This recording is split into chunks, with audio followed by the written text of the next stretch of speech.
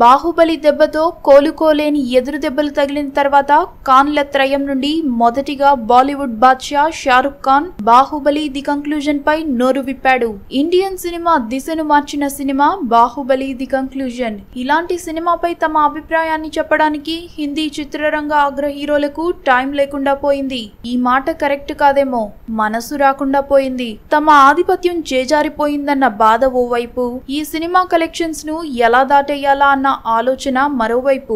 ఎలాంటి సినిమాతో ఇది సాధ్యమన్న దీర్ఘాలోచనల్లో ఈ ఖాన్ల త్రయం మునిగిపోయింటుంది. ఇవన్నీ కాకపోతే ఈ సినిమా గురించి మా నోట నుంచి ఓ మంచి మాట వస్తే నార్త్ లో కలెక్షన్స్ ఇంకా పెరుగుతాయేమో అన్న ఆలోచన కూడా ఇలా చేసుంటుంది.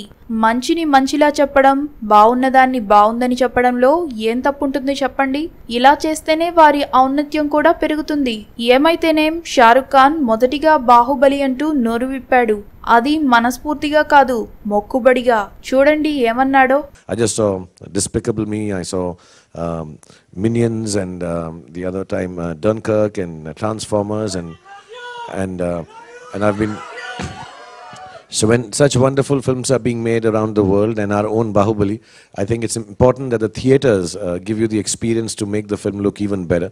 చూసారుగా, ముంబైలోని ఓ మాల్ ఓపెనింగ్ ఫంక్షన్ కు హాజరైన షారుఖ్ మాట్లాడుతూ తాను చిన్న వయసులో ఉన్నప్పుడు మంచి సినిమాలు విడుదలయ్యేవని, కానీ మంచి థియేటర్స్ ఉండేవి కావు. ఇప్పుడు పరిస్థితులు మారిపోయాయి. ఆధునిక టెక్నాలజీతో నిర్మించిన థియేటర్స్ వస్తున్నాయి. ఇలాంటి సమయంలో సినిమాలను కూడా పెద్ద రేంజ్ లో తీస్తే బాగుంటుంది. బాహుబలి వంటి సినిమాలను ఇలాంటి థియేటర్స్ లో చూస్తేనే బాగుంటుందని చెప్పాడు.